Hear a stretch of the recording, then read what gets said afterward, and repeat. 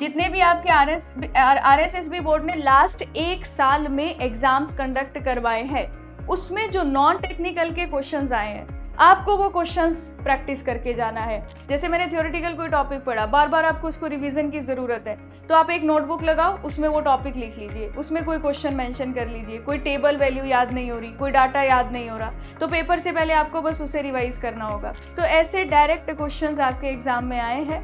और इसके अलावा अगर आपको और क्वेश्चन प्रैक्टिस करने, आप पीवाईक्यूज कर चुके हो। Hello everyone, welcome to engineers वाला। मेरा नाम है सिमरन कपूर और आज का सेशन आप सभी स्टूडेंट्स के लिए है जो भी राजस्थान जूनियर इंजीनियर का एग्जाम देने वाले हैं। जैसा आप लोग जानते हैं कि आपका एग्जामिनेशन फरवरी मंथ में होने वाला है। सो आप में से जितने भी डिग्री होल्डर स्टूडेंट्स हैं, तो आपका एग्जाम एक तो 7 फरवरी को है और एक 22 फरवरी को है। और जो डिप्लोमा स्टूडेंट्स है, आप लोगों का एग्जाम होने वाला है 11 फरवरी को। यस, तो अप्रॉक्सीमेट अगर हम यहाँ पर देखें तो आपके पास 1 से 1.5 महीना है, कुछ के पास 1 महीना, कुछ के पास 1.5 मंथ्स। तो बेसिकली इस 1 से 1.5 महीने में आपको कौन सी चीजों पर ध्यान देना है, कहां से क्वेश्चंस प्रैक्टिस करने हैं, कौन से क्वेश्चंस प्रैक्टिस करने हैं कि आप अपना जो भी अभी तक पढ़ाई कर रहे हो, जो भी आप चीजें रिवाइज कर रहे हो, उससे आपको एक मैक्सिमम एक अच्छा आउटपुट मिल सके। तो आज के सेशन में हम लोग इस बारे में बात करेंगे, क्योंकि लास्ट के जो 30 डेज होते हैं ना, ये लास्ट का कुछ टाइम है, ये किसी भी एग्जाम को क्रैक करने के लिए बहुत ही ज्यादा क्रुशियल होता है। अब सबसे पहले हम बात करते हैं दोनों ही एग्जाम्स में आपका टेक्निकल पार्ट भी पूछा जाता है, प्लस आपका नॉन टेक्निकल पार्ट भी पूछा जाता है। तो सबसे पहले मैं टेक्निकल पार्ट की बात करूं तो इसके 80 क्वेश्चंस होते हैं। अब टेक्निकल पार्ट में भी आपको कौन से क्वेश्चंस प्रैक्टिस करने हैं। अब लास्ट का जो 1 मंथ है, लास्ट के 1 मंथ में सबसे पहले तो आपके जितने भी राजस्थान के जूनियर इंजीनियर और राजस्थान के जितने भी एई के एग्जाम्स हुए हैं, आप इनके पीवाईक्यू सॉल्व करोगे। इनके पीवाईक्यूज जब आप सॉल्व करोगे, आपको कुछ टॉपिक्स ऐसे मिलेंगे जहां से questions multiple number of times repeat हो रहे हैं। तो आप उन टॉपिक्स में अगर थोड़े वीक हो तो उनको अपना, जहां पर भी आपने नोट्स बनाए हैं, जहां से भी आपने पढ़ाई करी है, आप उसको मल्टीपल टाइम रिवाइज करो, उसके बेसिस पे और क्वेश्चन प्रैक्टिस करो।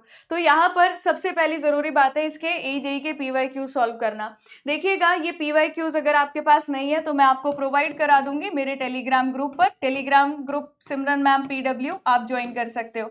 अच्छा, इसी के साथ साथ अगर मैं बात करूं नॉन टेक की, तो नॉन टेक के लिए जितने भी आपके आरएसएसबी बोर्ड ने लास्ट 1 साल में एग्जाम्स कंडक्ट करवाए हैं, उसमें जो नॉन टेक्निकल के क्वेश्चंस आए हैं, आपको वो क्वेश्चंस प्रैक्टिस करके जाना है। और उन क्वेश्चंस में अगर कोई टॉपिक ऐसा है जो आपने कवर नहीं किया, तो उसका बेसिक आइडिया ले लो, आपके पास अभी टाइम है, उसको स्किप करने की जरूरत नहीं है।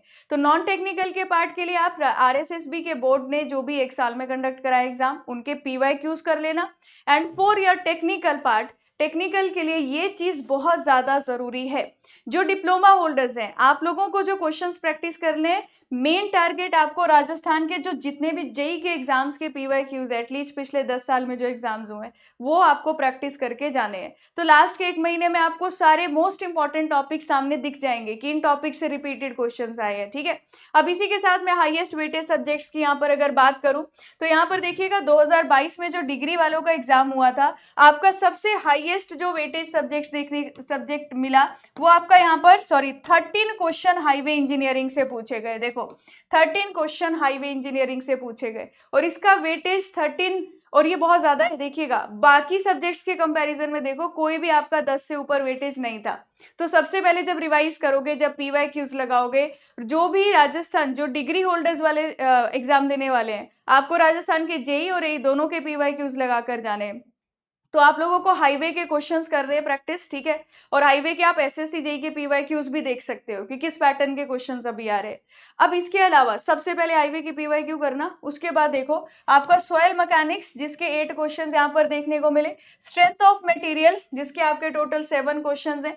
यहीं पर अगर हम बात करें, ये 8 क्वेश्चंस अगेन हमारे एनवायरमेंटल सब्जेक्ट के। तो ये कुछ सब्जेक्ट्स हैं, इरिगेशन 7 क्वेश्चन।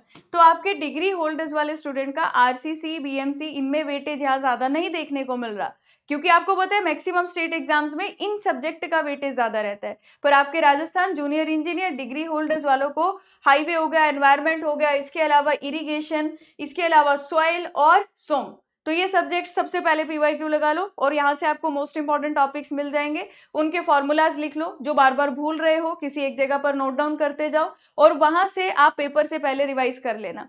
तो आपके पास एक लिस्ट ऑफ फॉर्मूला या लिस्ट ऑफ वो टॉपिक्स मिल जाएगी आपको, जो क्वेश्चंस, ये जो टॉपिक्स आप बार बार भूल रहे हो, जैसे मैंने थ्योरेटिकल कोई टॉपिक पढ़ा, बार बार आपको उसको रिवीजन की जरूरत है, तो आप एक नोटबुक लगाओ, उसमें वो टॉपिक लिख लीजिए, उसमें कोई क्वेश्चन मेंशन कर लीजिए, कोई टेबल वैल्यू याद नहीं हो रही, कोई डाटा याद नहीं हो रहा, तो पेपर से पहले आपको बस उसे रिवाइज करना होगा। अब यहीं पर मैं डिग्री के साथ डिप्लोमा स्टूडेंट्स की बात करूं, तो डिप्लोमा स्टूडेंट्स के लिए बिल्कुल ही अलग वेटेज देखने को मिला।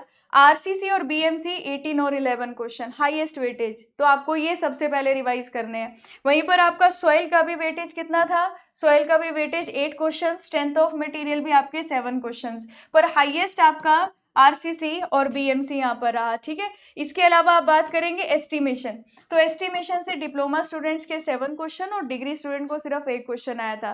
तो डिप्लोमा स्टूडेंट्स आप इसको भी एक प्रेफरेंस मानिएगा और इसको भी रिवाइज कीजिएगा।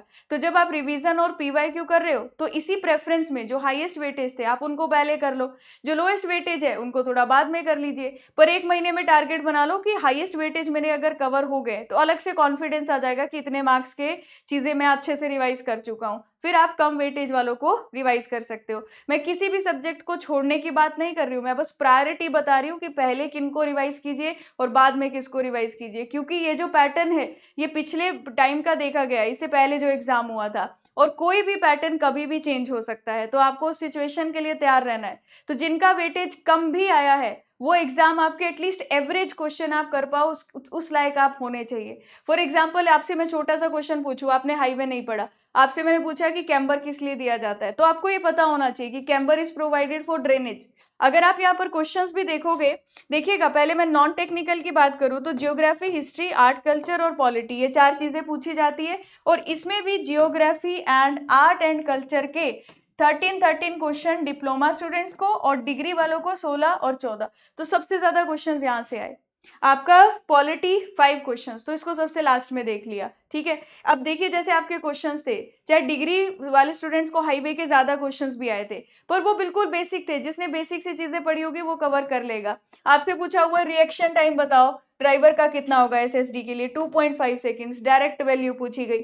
यहाँ पर आपसे पूछा गया कि आपसे कैलकुलेट करना है कैम्बर की वैल्यू, आपको सीधे फॉर्मूला में वैल्यू पुट करनी थी, आपके पास आंसर आ जाना था। तो ऐसे डायरेक्ट क्वेश्चंस आपके एग्जाम में आए हैं।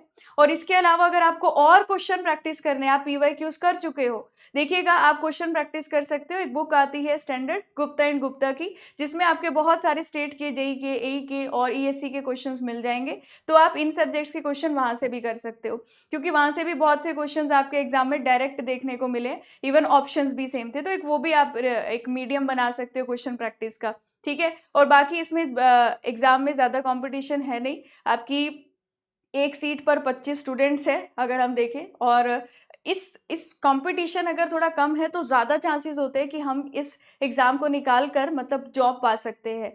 तो आपके पास एक बहुत ही अच्छा मौका है, तो इस मौके को जाने ना देना। लास्ट का जो 1 महीना है, जितना आप इस पढ़ाई को टाइम दे सकते हो, जितना रिवीजन को टाइम दे सकते हो, उतना ही ज़्यादा से ज़्यादा टाइम रिवीजन को दो। अपने दिमाग में बाकी सारी चीज़ें हटाकर बस आपको अपना टारगेट सामने दिखना चाहिए कि यस मुझे यहाँ पहुँचना है, और यहाँ पहुँचने के लिए मेरे पास 1 महीने में मैं जितना टाइम दे सकता हूँ उतना दूंगा। जितना आपका 100% है उसमें बिल्कुल भी कमी नहीं आनी चाहिए। उसमें थोड़ी सी कमी अगर आपने कर दी या फिर थोड़ी सी गलती आपने कर दी, उसकी वजह से आपको फिर नेक्स्ट ईयर की वैकेंसीज का वेट करना पड़ सकता है। तो बेस्ट है कि सामने मौका है और उस मौके का सबसे अच्छे से फायदा उठाना है, तो इस लास्ट के टाइम को अच्छे से यूटिलाइज कीजिएगा।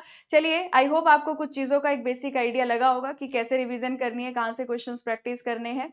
बाकी आपको टाइम टू टाइम गाइडेंस मिलती रहती है, फिर भी आपको कोई डाउट क्वेरी है तो आप कमेंट सेक्शन में बताइएगा, और मिलते हैं किसी अलग सेशन में। Thank you everyone and all the very best आप सभी को आपके एग्जाम्स के लिए।